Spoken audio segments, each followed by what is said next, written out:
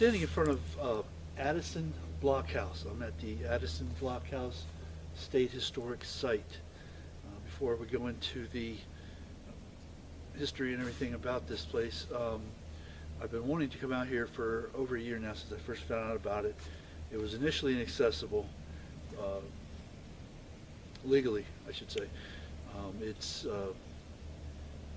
The road that comes into it is owned by a homeowners association. You can't trespass on that, and normally that wouldn't be a problem for me, but it seems like it's that entrance is a little bit difficult to access without anyone seeing you. So I did it the legal way. Came in through the river. First of all, I want to give a huge shout out to Philip Rand, the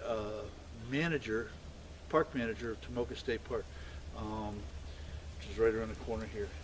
He not only showed me how to get here, but I had a very nice conversation with him Wednesday for about 40 minutes, and gave me all sorts of tips on how to get out here, but also went out of his way later on that day, actually did a wiki map for me, printed it out, emailed it to me, and I did the GPS on it from there. But without him, I would not have found this. This was for me, this was very difficult to find. I came up through the river, came up down the path, which is basically a forest road, but not really. You can take a Jeep or a four-wheel drive or something like that down there, ATV. It's very narrow, it's very muddy, and it's very overgrown, so it takes a real discerning eye to be able to tell that it's even a road. So huge shout out to him for hooking me up. I would have never found this place. This where we're standing right now is way off the road, and down a path that is barely visible as being a path. And this is hidden. I mean, this is all I had. Stuck my head around a tree, and all of a sudden, boom, there it was. So without him, without that GPS, without all that stuff, I would have never found this place. At least not this time. I'd have to go back and do more research. And this is Volusia County. I live about 250 miles the other way, so I don't get up here all that often. But this was a big, huge coup for me. This is an excellent one. I'm going to go and try to find the McCrae ruins after this, which are in the same basic ground. But this is just a phenomenal site. This was built in almost 200 years ago, 1816. It was built. The person that initially got the land grant in 1766, Ormond, and Addison built this, and then other people bought it over the years, rebought it and built it up. It was destroyed, as were all the other plantations up and down the coast, in 1835, 1836, during the first months of the Second Seminole War. The Seminoles rampaged up and down and just burnt everything. This is the kitchen. This is another thing that for me makes this an incredible find, is this is the kitchen. It's called the Blockhouse now because it was garrisoned during the Second Seminole War by soldiers, militia, North Carolina and Georgia militia. And there were actual battles fought on this ground. There was a cannon placed on top of this. This was essentially a fort. They used this as a fort to protect themselves against the Seminoles. So I just ran into some guys. It's the weirdest thing. I never thought in a million years I'd ever run into anybody. I ran into a bunch of kids who told me that there is a well over here not too far. So I'm going to venture over there after I film this real well. But again, this is just a phenomenal, very, very secluded, very old, historic piece of Florida, and it's just incredible. So we're gonna start going showing around the structure itself.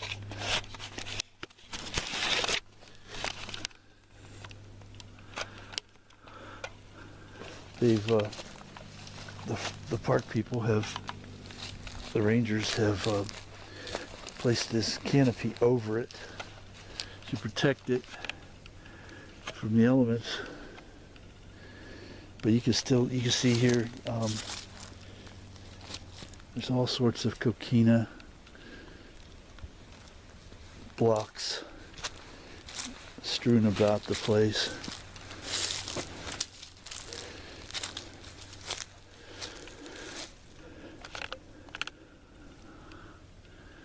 And this is just what's left of it. But this was at one time a kitchen. And all the stucco and everything that goes into making this a single sheen has all been worn off over the years. It's basically just worn away, deteriorated.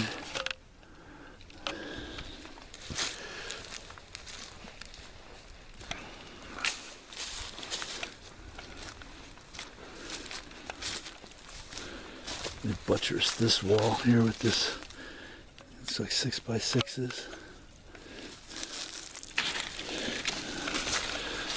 And there's our sign. It's a very strange park and a very strange site.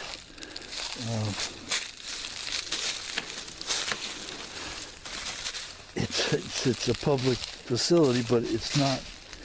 You just can't walk up on it, which I find to be very amusing, that they can't just work out some sort of deal with this homeowners association for allowing people to come in and view this. But, you know, having said that, people being people, there'd be likely, this is a very, very, very remote place.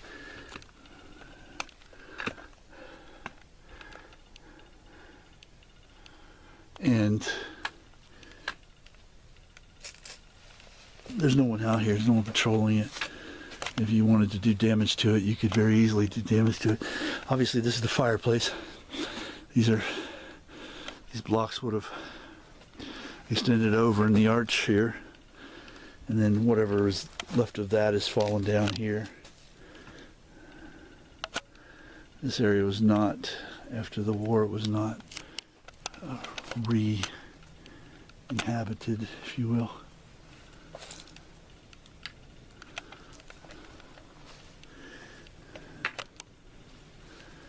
It's exciting for me to stand inside an area where men would have stood 200 years ago almost and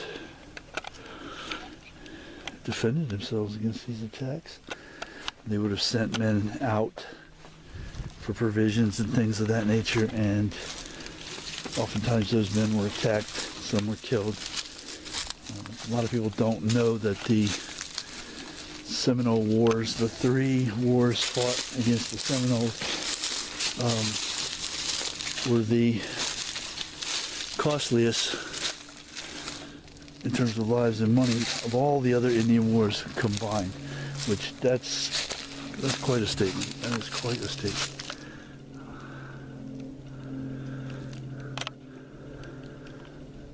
So that must have been something of a lookout tower there. You can see it's crumbling, it's cracking in areas. It's almost big crack here. Almost ready to fall over. And here we see where a lot of the stucco has remained intact. Interesting enough.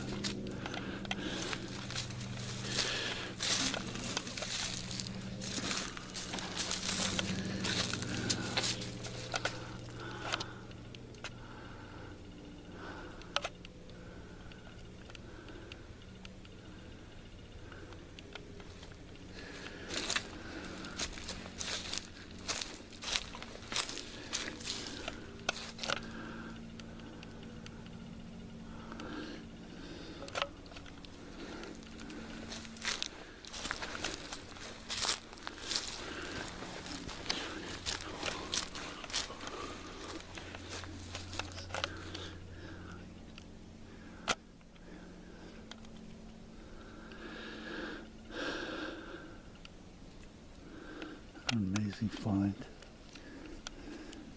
I just stumbled on this researching about a year ago. Happened to find out about it. Had to see it.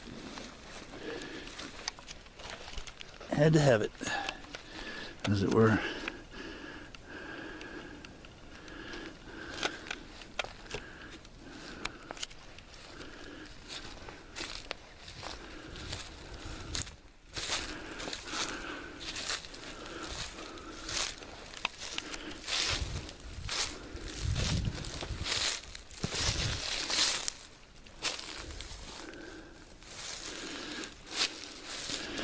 like almost like a moat running around here. I don't know if that is from 200 years ago or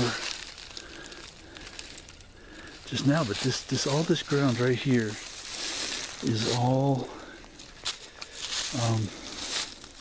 raised. It's all raised up, and there's right in there's a little moat that runs completely around. I had to walk under through it, down into it to get here, and it's not wet. So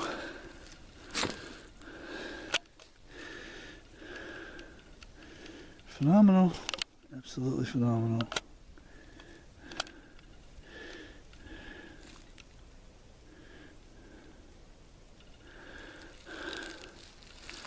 Gonna run over, see if I can find this well these guys were talking about.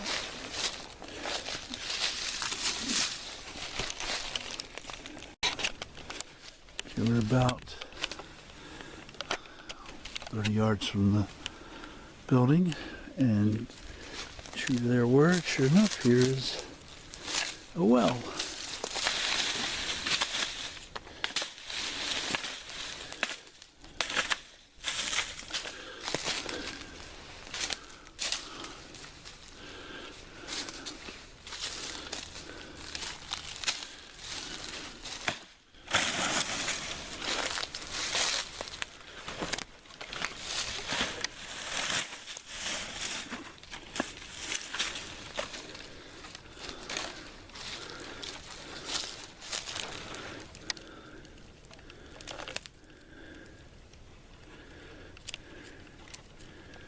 Very cool.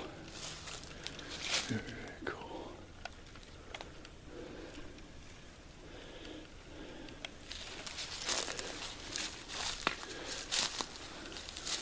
More spare coquina rock lying about. I shouldn't say spare, it's what came off of these structures that were around here back in the day.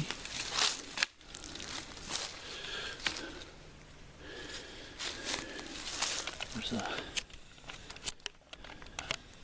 survey marker, a pole. I don't know what that represents other than where we are,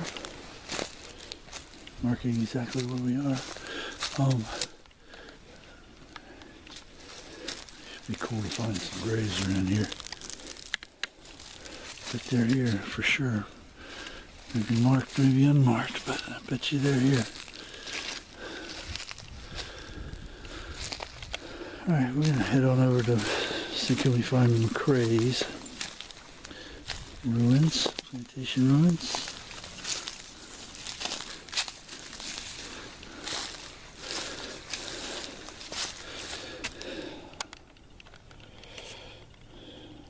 So for now we're out.